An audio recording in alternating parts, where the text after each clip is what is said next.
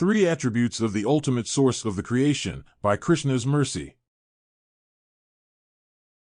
Quote, disparity in human society is due to lack of principles in a godless civilization. There is God, or the Almighty One, from whom everything emanates, by whom everything is maintained and in whom everything is merged to rest.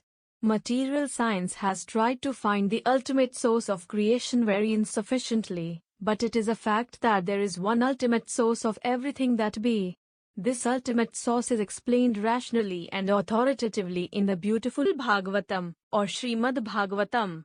Shrila Prabhupada, Shrimad Bhagavatam, Introduction. 1. From whom everything emanates. Have you ever stopped to consider from where everything comes? We take the sunrise for granted.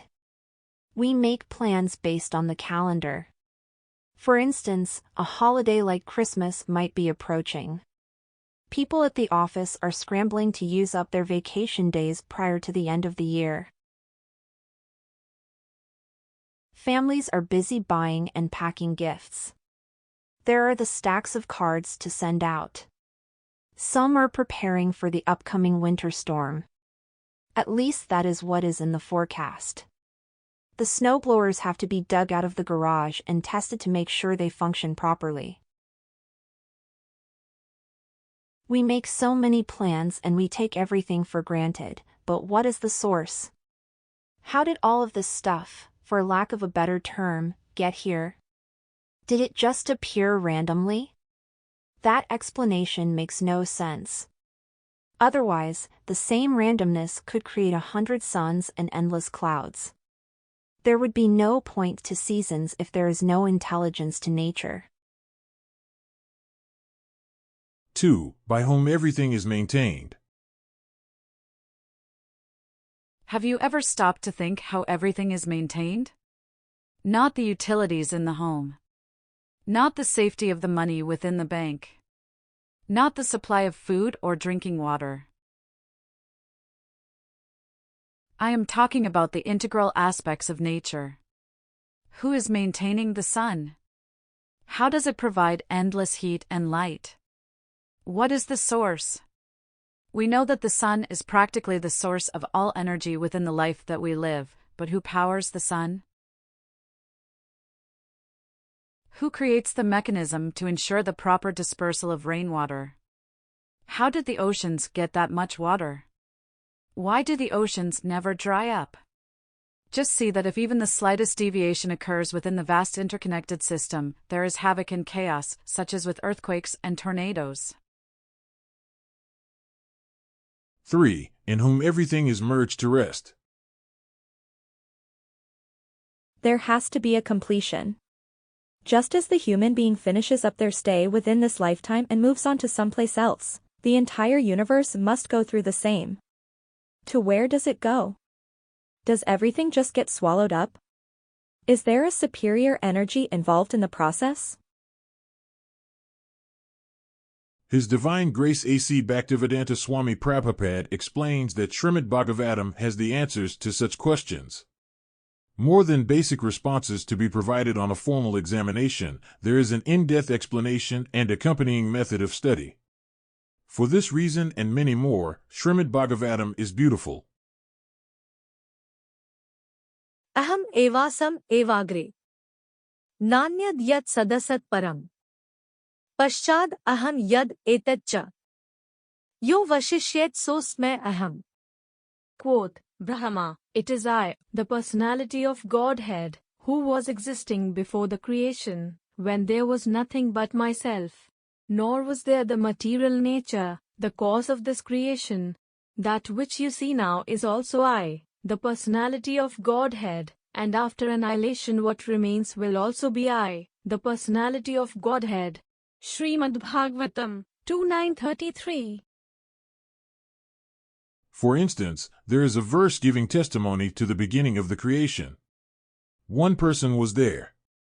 He was present before anyone else. That same person will be there after annihilation.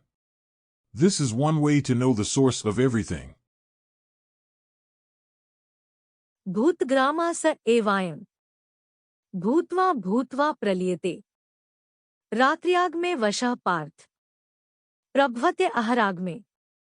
Quote, again and again the day comes, and this host of beings is active, and again the night falls, O Partha, and they are helplessly dissolved. Lord Krishna, Bhagavad-gita, 8.19. Bhagavad-gita explains that the cycle continues. The living beings appear and disappear, again and again. They are apparently helpless to the process. Just as there is no way to return to the womb of the mother, there is no way to stop the impending destruction of living known as death. The attributes belonging to the source of the creation are significant. We are blessed to have such information available, passed down in a descending manner. To search in any other way is a waste of time. It is silly to ponder or debate when there is authoritative information already available. Knowledge of such truths begins to simultaneously solve the problems of life. The great disparity between wealthy and poverty-stricken. The bad luck of living through a devastating war and the great fortune of knowing no economic struggle since birth. जन्म कर्म च मे दिव्यम् एवं यो वेत्ति तत्त्वतः त्यक्त्वा देहं पुनर्जन्म नैति माम एति सोऽर्जुन. Quote, one who knows the transcendental nature of my appearance and activities does not, upon leaving the body, take his birth again in this material world, but attains my eternal abode, O Arjuna. Lord Krishna, Bhagavad-gita, 4.9. If a person knows the ultimate source, if they are aware of the transcendental attributes, if they associate with Shrimad Bhagavatam, then not only do they solve the problems of this life, but they reach a solution to the otherwise inevitable cycle of birth and death. They have found a way out, and they didn't have to travel far. In closing, not of lengthy journey to tell, as if into lap fell, and Bhagavatam's sacred wisdom found, keys to life preserved and sound, that solving mystery of origin and more, proper purpose this life experience for, such that highest benefit to accrue, eternal hope to renew.